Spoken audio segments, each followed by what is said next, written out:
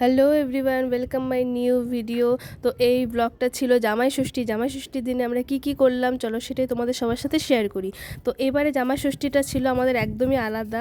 এবার আমরা জামাই ষষ্ঠী খেতে যাইনি আমার বাপের বাড়ি, আমার বাবা এসে আমাদেরকে জামাই ষষ্ঠী খাইয়ে গেছে। কি অবাক হলে তো। অ্যাকচুয়ালি কারণটা হলো, তোমরা তো আগের ভিডিওতে দেখেছো যে আমার বাবা নতুন বাড়িঘর বানাচ্ছে। এই যে এখন যে বাড়িতে আছে সেই বাড়িটা এখন খুবই ছোট, জায়গাটা খুব কম বলে আমি বলেছিলাম ষষ্ঠীটা এবার বাদ থাকুক, সামনে বার করবো। আর ষষ্ঠীর নিয়ম তো আমাদের নেই, জাস্ট খাওয়া দাওয়া আনন্দ এটুকুই করি, কিন্তু বাবা মার মন কি মানে, তাই বাবা মা আমাদের বাড়ি এসে ষষ্ঠীর খাওয়া দাওয়াটা করিয়ে গেল। তার জন্য বাজারটা আগের দিনই চলে আসছে। দেখো মাছ মাংস সব ধুয়ে মাছে লবণ হলুদ মাখিয়ে আর মাংসটাকে মশলা দিয়ে ভালো করে ম্যারিনেট করে রেখে দিয়েছিলাম। আগের দিন বাচ্চাটা আসাতে খুব সুবিধা হয়েছিল, সব রেডি করে রাখাতে আমি সকাল সকাল রান্নাটা বসিয়ে দিতে পারলাম।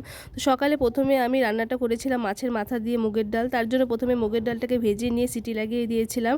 আর আমি নিচে বসে রান্না করছিলাম, কারণ অনেক কিছু রান্না করতে হবে, এত কিছু রান্না দাঁড়িয়ে করা তো সম্ভব না। আর অনেক দিন হয়েছে আমাদের বড় ওভেনটা ইউজ করা হয় না, তাই ভাবলাম বড় ওভেনে করি, ওভেনটাও ইউজ করা হয়ে যাবে আর আমার রান্নাটাও তাড়াতাড়ি হয়ে যাবে। ওদিকে ডাল সিদ্ধ হয়ে গেছে আর এদিকে মাথাগুলো ভেজে উঠিয়ে নিয়ে জিরা তেজপাতা শুকনো লঙ্কা আদা চেঁচা তেলে ফোড়ন দিয়ে মশলা দিয়ে ভালো করে কষিয়ে নিয়ে মাথাগুলো দিয়ে দিলাম। মাথাগুলো দিয়ে ভালো করে নেড়ে চেড়ে ডালটা ঢেলে দিলাম। ডালটা ফুটে গেলে ঘি গরম মশলা দিয়ে নামিয়ে দিলাম। বাস আমার মাছের মাথা দিয়ে মুগের ডাল রেডি। তো রান্না করার জন্য দেখো আমার ননদ আমাকে পুরোপুরিভাবে হেল্প করেছে, মাছ মাংস ধোয়া থেকে সবজি কাটা করে সব কিছু করে আমাকে এগিয়ে দিয়েছে। তার জন্য আমি তাড়াতাড়ি করে রান্নাটা সারতে পারলাম। ডাল হয়ে গেছে, এখন আমি চাটনিটা বসিয়ে দেবো। আর চাটনিটা আমি করেছিলাম কাঁচা আম আর টমেটো দিয়ে। বড় ওভেনে রান্না করার জন্য রান্নাটা আমার কি ফটাফট হয়ে যাচ্ছে। দেখো দেখো চাটনিটা তো হয়ে গেছে, এখন বাটা মাছের ঝোলটা বানিয়ে নেব। এই বাটা মাছের ঝোলটা স্পেশালি করছি বাবার জন্য, কারণ আমার বাবা বড় মাছটা পছন্দ করেন না, আর মাংস তো খাই না, ছোটো মাছটাই পছন্দ করে, তাই বাটা মাছের ঝোলটা বাবার জন্য বানিয়ে নিলাম। বাটা মাছের ঝোলটা একদম রেডি। এদিকে দেখো বেগুনের জন্য বেগুন কেটে রাখছে আমার ননদ। বেগুন একটু সবার লাস্টে বানাবো। এখন আমি আর মাছের ঝোলটা বানিয়ে নেব, তারপর চিকেনটা বানাবো। দেখো তেলে জিরা তেজপাতা গোটা গরম মশলা ফোড়ন দিয়ে পেঁয়াজটা ভালো করে ভেজে আদা রসুনটা দিয়ে ভালো করে কষিয়ে নেব। আমি ধীরে ধীরে রান্না করছি, কারণ আমাদের জামাই ষষ্ঠীর খাওয়া দাওয়াটা হবে রাত্রে। আজকে ছিল সানডে, তবু আমার হাজব্যান্ড ছুটি পায়নি অফিস থেকে, আজকে অফিসে ডিউটি পড়েছে। আবার ওদিকে বাবাও দিনের বেলা সময় পাচ্ছে না বলে প্রোগ্রামটা আমাদের রাত্রে করা হচ্ছে। যা গরম পড়েছে, খেতে খেতে রাত হবে, তাই রান্নাগুলো আমি করে ঢাকিনি, ভালো করে ঠান্ডা হওয়ার পরে ঢেকেছিলাম। আবার রাত্রে সব খাবারগুলো গরম করে দিয়েছি। গল্প করতে করতে দেখো আমার চিকেনটাও একদম হয়ে আসছে। রান্নাবাড়া সেরে দুপুরে খাওয়া দাওয়া করে দেখি মা এসেছে, কাপার কাঁঠাল আম কলা জামা কাপড় কত কিছু নিয়ে এসেছে। মা আসছে পিছে পিছে, ভাইয়ের বউ ভাস্তাও চলে আসছে। দেখতে পাচ্ছ সন্ধ্যাও লেগে গেছে, ভাই আবার মটন নিয়ে আসছে।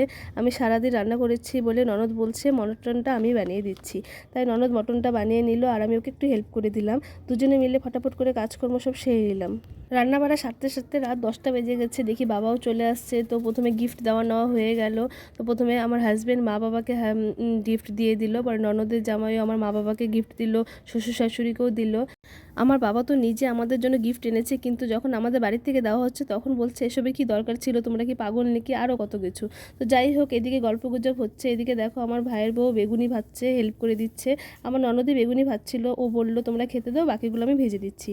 তো আমরা ননদ বৌদি মিলে ফটাফট করে সব খাওয়া সাজিয়ে প্রথমে বাবা আর শ্বশুরমশাইকে বসিয়ে দিলাম, আর আমার ভাই ননদের জামাই আমার বরকে টেবিলে বসিয়ে দিলাম। এত কিছু আইটেম দেখে সবাই বলছে কি রেখে কি খাবো, আগেই তো পেট ভরে যাচ্ছে, তাই বললাম সব কিছু অল্প অল্প করে খেয়ে নাও। কিন্তু সত্যি কথা কেউ ভালো করে খেতে পারিনি, খেতে খেতে অনেকটা রাতও হয়ে গেছে। এদিকে দেখো আমি আবার শয়তানি করে কাগজের পাতা দিয়ে হাওয়া করছি।